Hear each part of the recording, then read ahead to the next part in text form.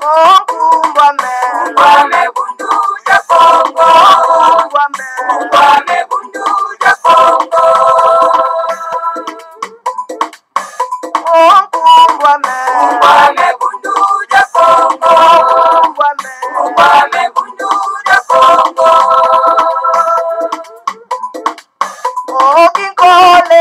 Kole kukongo ya mwenye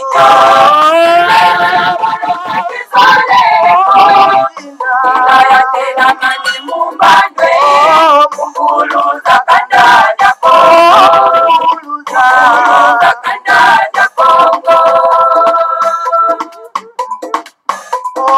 Vita kukongo ya mwenye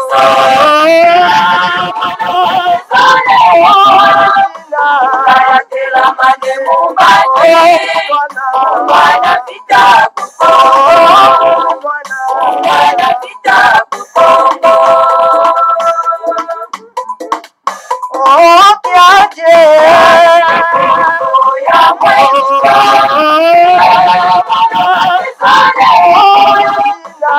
ya tena mani mumbandwe kakandanya Kongo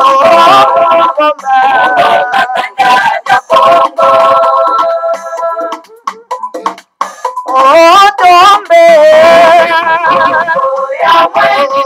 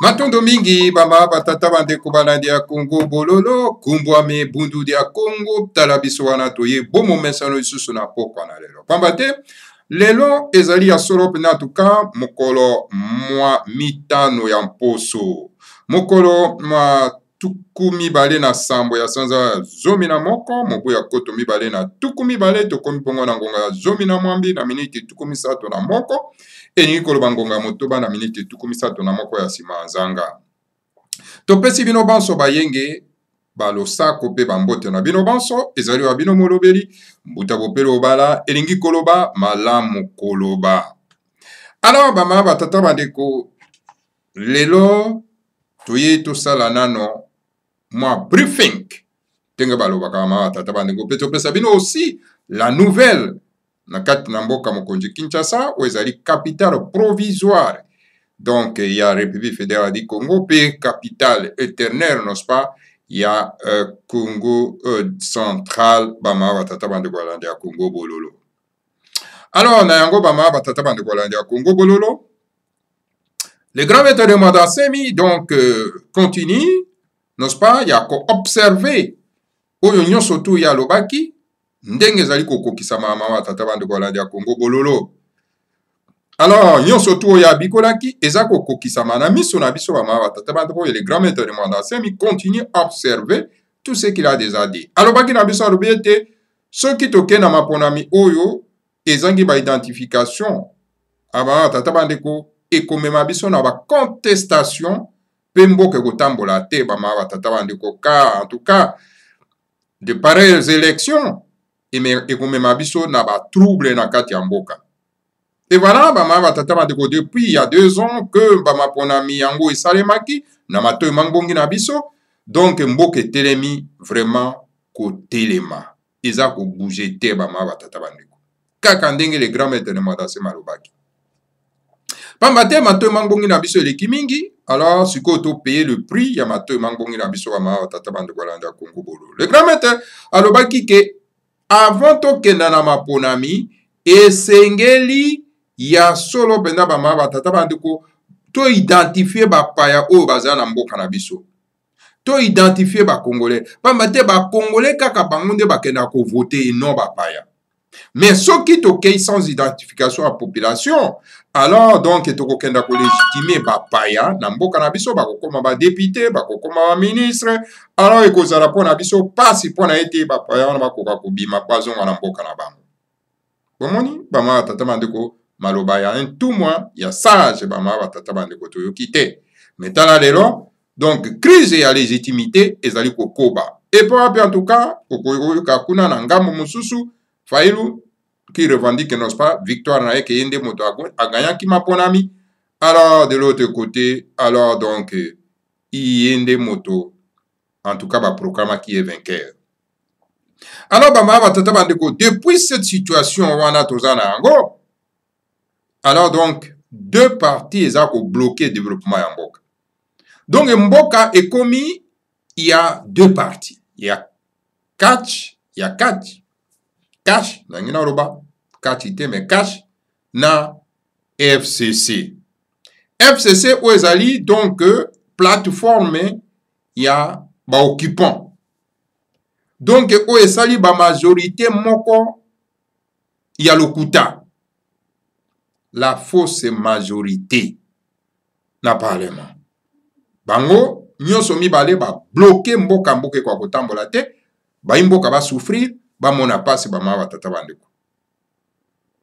Alors donc voilà, il a fallu donc que le grand maître tout mon ensemble akoka ko pesa maloba ya sagesse ya ete esengeli biso nyonso tout toko akoti ya solo pena en tout cas moi ba glaçon na biso ya malile na kati ya ba whisky na biso na kati ya lotoko na biso na kati ya ntsamba na biso ba ma batata bandeko balanda ya Congo bololo ezali maloba ya minene totia moi ba glaçon na lotoko na biso totia moi ba glaçon na longwila na biso pour ete toluka ko atténuer la souffrance de notre peuple car notre peuple souffre à cause ya cash na FCC.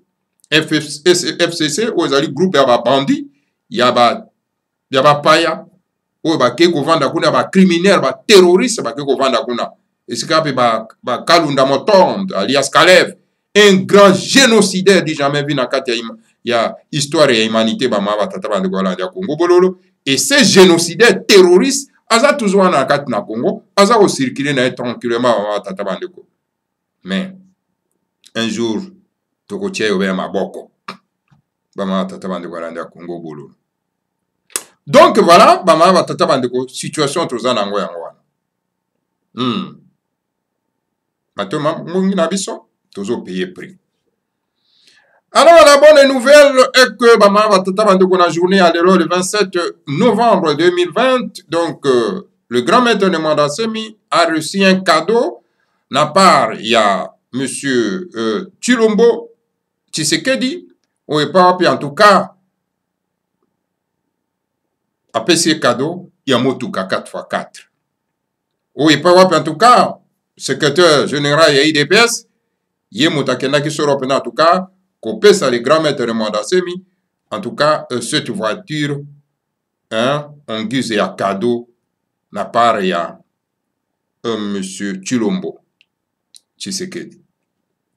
Voilà, une bonne nouvelle, le grand maître de Mwandasemi a eu quand même moins de transport, où il peut permettre à l'époque à circuler, na kati na mboka, pour observer donc ndenge bande konaye bazali ko souffrir ba ma batata bande ko landa Congo bololo à cause ya matoyi mangbongi na biso ba ma batata bande ko. Donc voilà, merci beaucoup Maton Domi qui sera en tout cas na cadeau, voilà mama batata bande ko na reconnaissance wana donc ya moto oyo atondi sagesse mpe bwanya bamama batata bandeko balandi ya Congo bololo biso mpe topesi matondo mingi. Voilà bamama batata bandeko balandi ya Congo bololo wana ezali information tokokopesa bino donc na baactivité na kati ya palais royal. Alors bamama batata bandeko na mayo etali solo pena politique na kati na Congo. Monsieur Tshilombo asa clôturaki solo pena en tout cas consultation na ye. Quasi majorité peut-être bien sûr. Donc ekendaki solo pena en tout cas na appel ya Tshilombo parce que Tshilombo asali SOS parce que amoni ke makambo eza kotambola te. Asali SOS ya kobengaka consultation de façon que baimboka bako kopesa makanisi na bango batala ndenge nini azali bloqué, ndenge nini aza kosala mosala te, ndenge nini mosala eza kokenda liboso te, ala bapesa solution. Bandeko mosusu baboyi kokende babino ye moko moto akendaki solo penda komipesa epai ya bapaya oyo alors a trouvé solution ye moko. Donc une petite minorité bato baboyi. Et la quasi majorité ya bato bakendaki kopesa ye makanisi. Alors quitte à lui maintenant, il y a kopesa solo pena en tout cas et ya nona ye makanisi semeni oyo ezali ko banda bama tata bandeko balandi ya Congo bololo tokoka koyoka soki réellement andimi proposition oyo baimboka bapesi ye pona kobima la crise oyo mboka esili kokota bama batata bandeko balandi ya Congo bololo. Voilà, information concernant solo pena en tout cas politique ndenge nini ezali kotambola solo pena na mboka.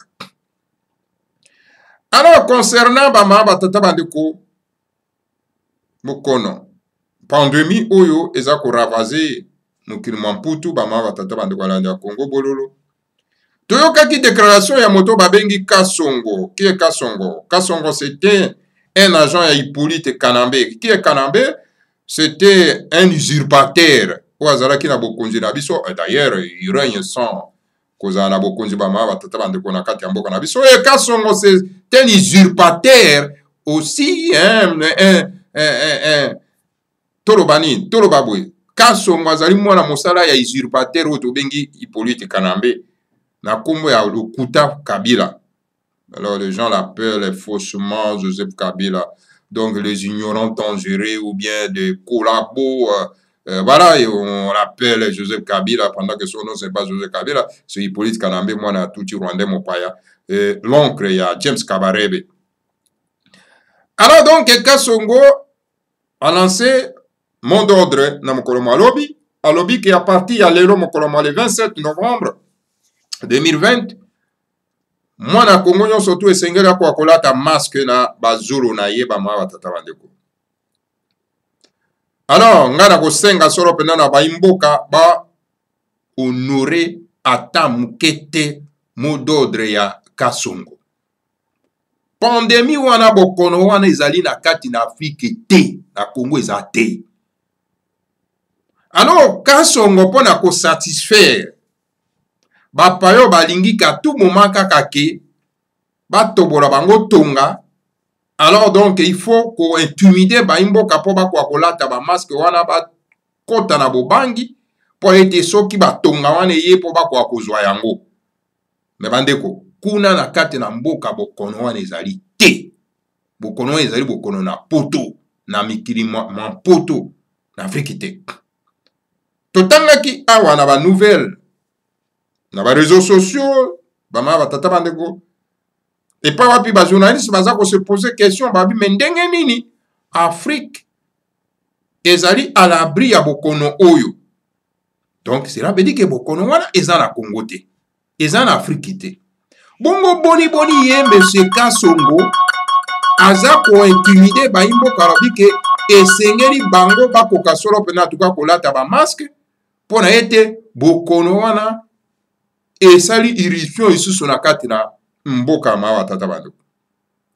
Ok ba masque wana bino boza kolata kuna na kati ya mboka na moyo oyo ezali kuna ezali ko étouffer bino ba ma batata bandeko balanda Congo bololo. parce que moto basali ye po akoka kopemaka pe akoka kobwakaka solo pena en tout cas bosoto oyo euti na kati na nzoto na ye ekoka kobima libanda epuis arespire mpo na ye te oxygène ya sika ekoka kopermettre circulation ya malamu ya makila parce que makila esikilaka ntango oza kobenda oxygène ya sika eza kokota na kati ya nzoto no mais tandis que soki olati babiloko wana ntango ozali kopema mopepe ya mabe obimisi yango kaka ezongi lisusu na kati na yo alors donc eza kocreye badega eza kobebisa nzoto eza komema babokono ekili na kilikili bama batata bandeko balanda ya Congo bolo voilà baassassin bango wana bakaso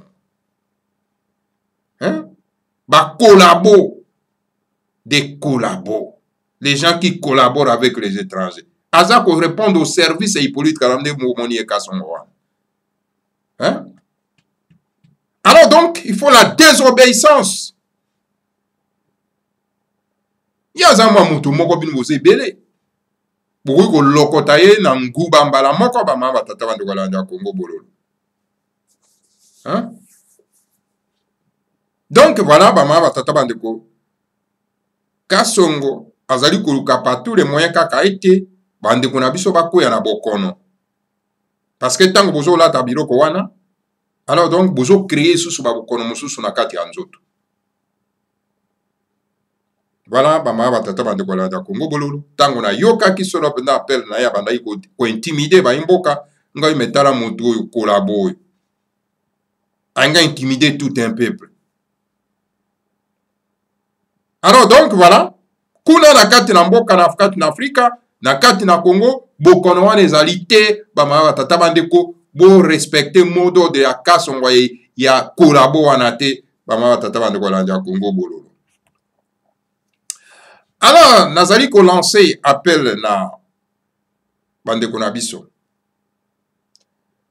esengeli tozalaka reconnaissant envers le grand maître de Mandase bamama batata bandeko parce que dans chaque tournant de l'histoire bayambaka moto alolenge wana kaka mbala moko alors donc soki le seigneur na Congo akanisi bino esengeli bino bozala reconnaissant envers solo pena en tout cas motinda mina ye le grand maître de Mandase yango na bamama batata bandeko balanda ya Congo bololo olie tozelaka baburo na ya le grand maître de Mandase mi bakenda kopesaka ye mwa eloko ya kolia bakenda kopesaka ye mwa eloko ya kotambola alors esengeli biso oyo toza déterminé ya kolibere mboka tokoka solo pena kovenir en aide ya ntumwa na nzambe ya le grand maître de Mandase c'est ça la reconnaissance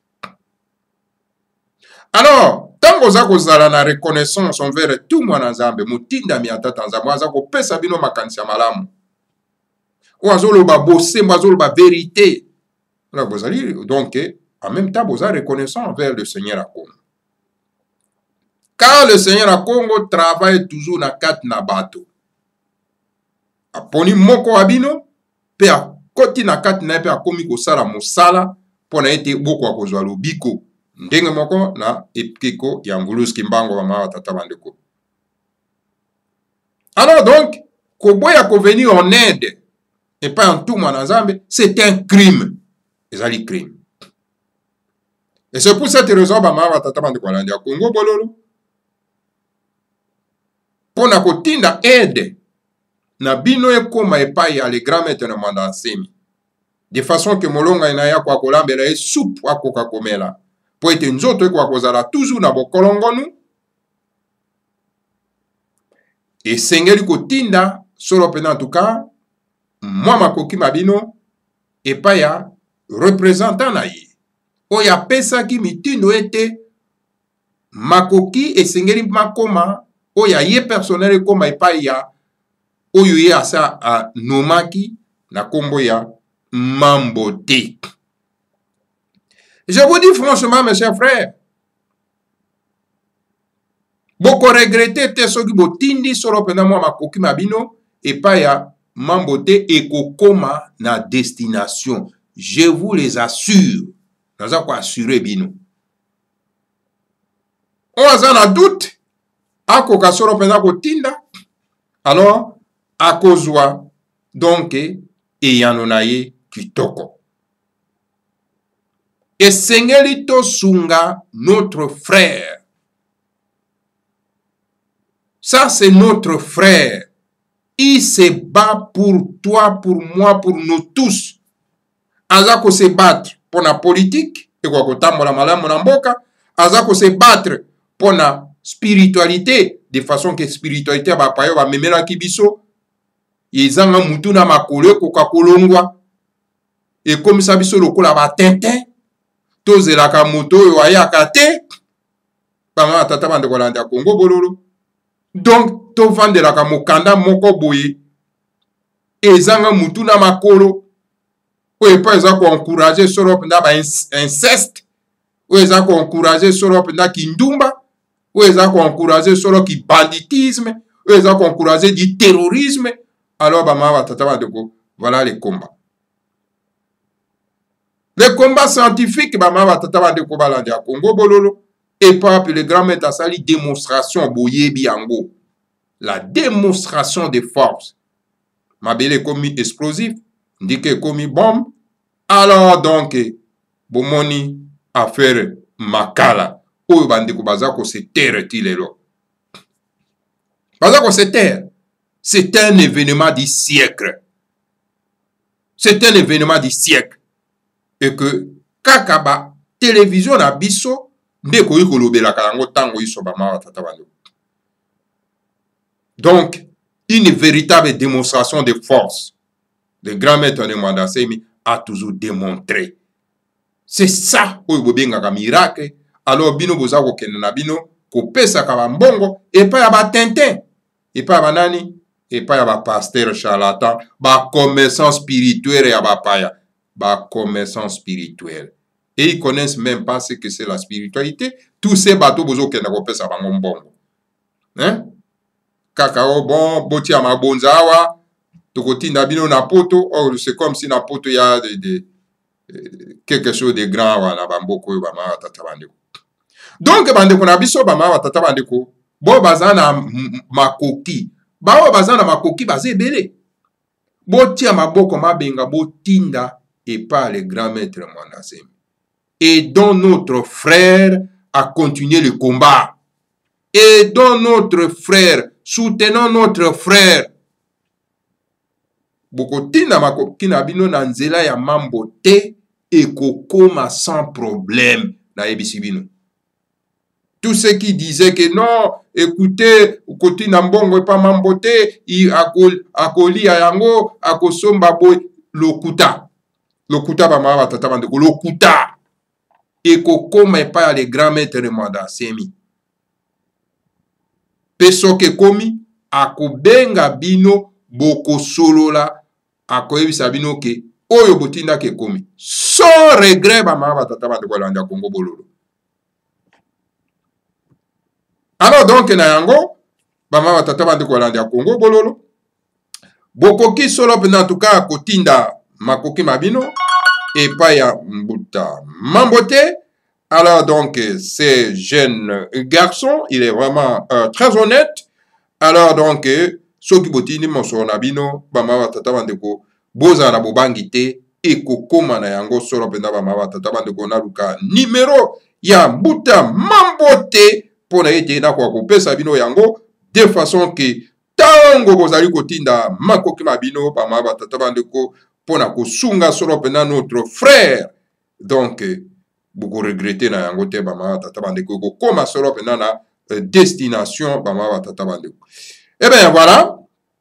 Tango yo kotinda mbongo na yo soit na West Union ou soit na MoneyGram, hein, na MoneyGram. Donc au koma solo pena en tout cas combo ya Mambote. Donc non, c'est Mambote. Alors, pour ce nom, c'est Matanga. Alors, on dit que biso to tozwa kaka bakombo oyo ya bapaya oyo elongwe nano te, il faut administration ya sika de façon ke tokoka kolongola bakombo wana mpona ete bakombo ya biso ya solosolo ekoka kozwa nzela. Donc prenons Thomas. Bokoka kozala surpris te parce que bakombo wana tohérité yango na bapaya boyebi yango très bien, bamama batata bandeko balandi ya Congo bololo. Donc au fur et à mesure esengeli ekoka kolongwa solo mpena na baidentité malembe. Alors donc moko na biso esenga asala effort ya kolongola bakombo wana ya bapaya parce que ezali mwasoni mingi. Alors voilà, donc bokotinda makoki na bino solo mpenza bamama batata bandeko epai ya mbuta mambo te, kokoma mbuta te me kokoma solo mpenza mambo te.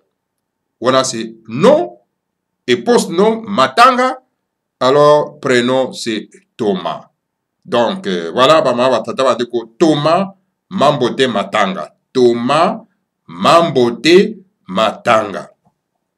Alors numéro de téléphone oyo okoki solo pena en tout cas ko rejoindre ye ezali solo pena bamama batata bandeko bolimbisi tokoka kotala yango 00243 89 78 71 111. On a répété 00243 89 78 71 111. Alors voilà, bama tata bandeko tinda mbongo na Western Union, tinda mbongo na yo solo pena na MoneyGram, tinda mbongo na yo ekokoma epa le grand maître de Mondasemi. Nous devons aider notre frère. Et Sengelito Sungaye, vous savez très bien que les grands maîtres ne travaillent pas. Ils n'ont plus d'évité. On ne les paye même pas ma monument naïe. Alors donc, Tokoiko Tika était Akoufa Nanzala pendant que Bissot est vivant. Nous devons l'aider donc à maintenir bonne santé naïe Bama Batata Bandewalanda Congo Bololo. Donc voilà, au lieu que Bobé Bissaka Mbongo Nabino Soropena Kopesaka pasteur et pas plus beaucoup gagner l'eau comme mon côté. Beaucoup gagner rien là-bas. Il n'y a rien là-bas. Coquille est vide par la pasteur wana. Hein? Coquille est vide par la mosengo et par la mbongo. Coquille est vide. Il n'y a rien là-bas comme spiritualité. Bonzambe vandi na kati na Bundu dia Congo. Bundu dia Congo c'est l'université ya Bonzambe na biso. Alors le professeur de cette université c'est le grand maître de Mondasemi. Alors, un grand professeur comme ça, il y a Bonzambe na biso potoye ba secret ya mokili. Toti kaye, ali amera mwa supute, ali ya mwa ndundate, toti kaye, comme ça ba mama tata bande kwa landa Congo. Lokuta ba mama tata bande.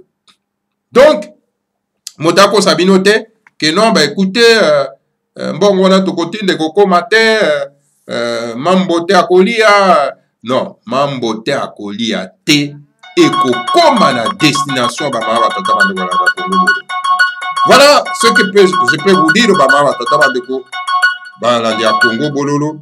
Donc voilà, oyo azwi message ekoki akoka transmettre yango epai ya bandeko na biso mosusu pona ete bango pe tour na bango bakoka transmettre na bango mosusu baza na difficulté ndenge nini bakoki kotinda mwa makoki na bango po ete komela solo penda ntuma na Nzambe le grand maître de Mondasemi. Voilà.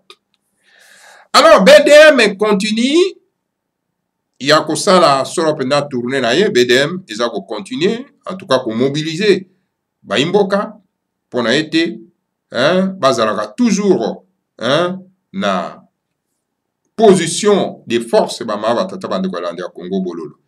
Et voilà, c'est pour cette raison ba matinée politique ezali ko continuer na secrétaire général ya Bundu Diamayala Mbuta Kibangu.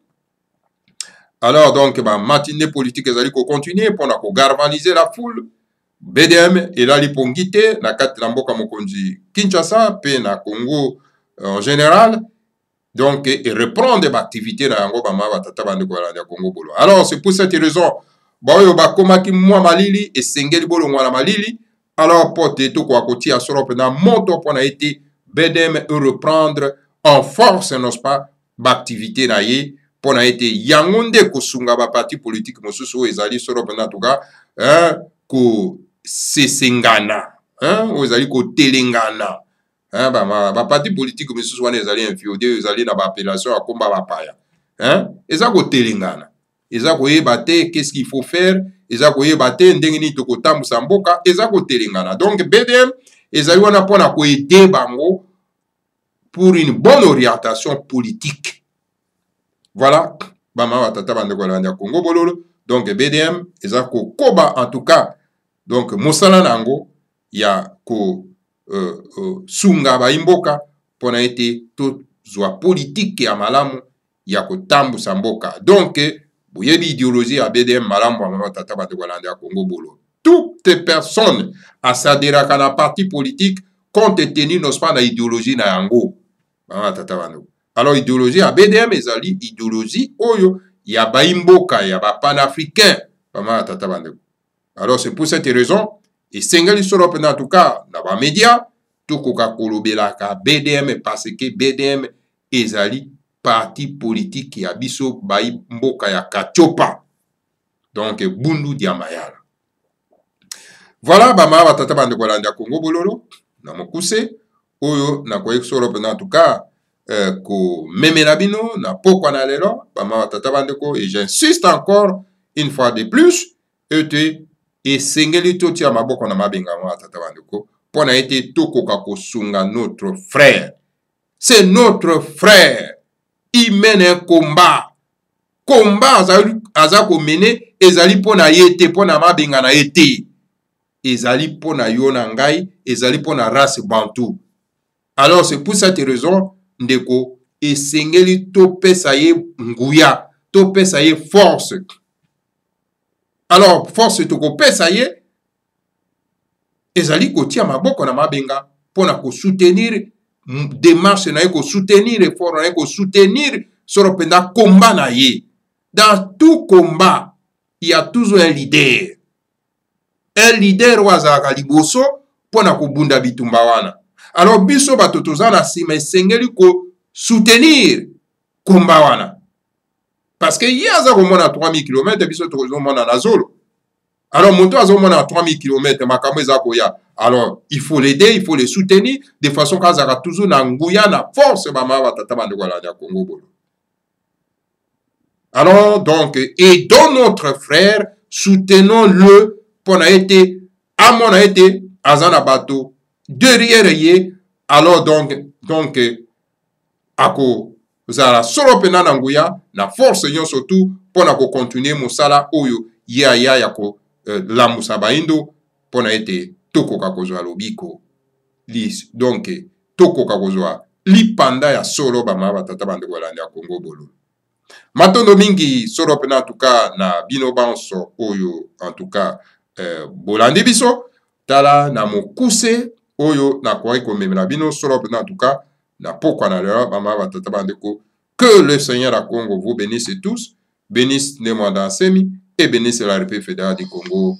Ingeta Ibongo Afrika jampa di phénomène kwa kabudia bakeluba Oluzororo batanda wa Mungu tulendo makanda mava musoma futu kayotama Osawe nina ninga masina makikulu Kongoja pa kongoja futuka Kongo Oluzororo batanda wa Mungu tulendo makanda mava musoma futu kayotama Osawe nina ninga masina makikulu Kongoja pa kongoja futuka Kongo Afrika jampa Afrika jampa nina tumbo Afrika jampa jampa nizina mene tumbo Afrika jampa Afrika jampa nina tumbo Afrika jampa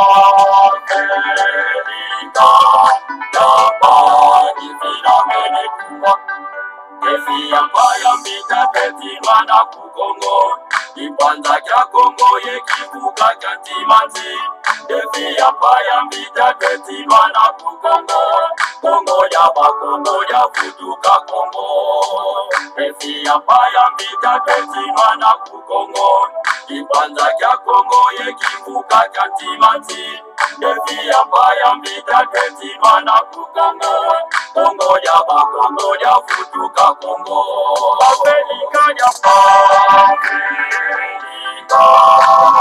Afrika ya pali na tumbo. Afrika ya pali na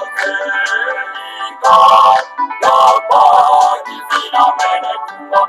Afrika ya Afrika ya pali na tumbo. Afrika ya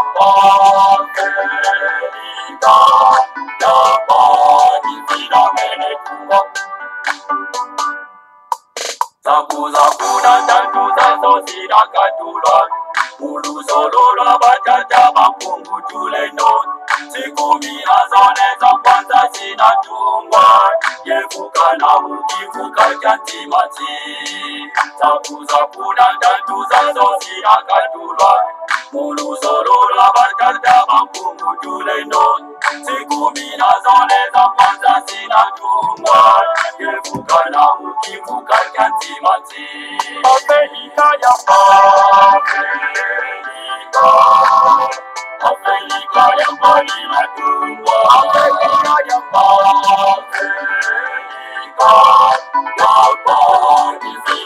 na tumbo. Afrika ya Afrika ya pali na tumbo. Afrika ya pali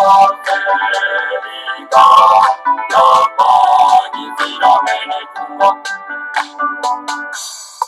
Sikumi azole za kwanza zinatungwa. Kongo kwimaka ngubengela kuvanguza mi.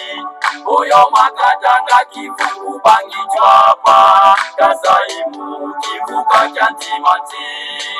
Sikumi azole za kwanza zinatungwa. Kongo kwimaka ngubengela kuvanguza mi. Oyo makatanga kivuku bangi chwapa. Kasaimu kivuka chantimanti. Afrika ya Afrika ya pali na tumbo. Afrika ya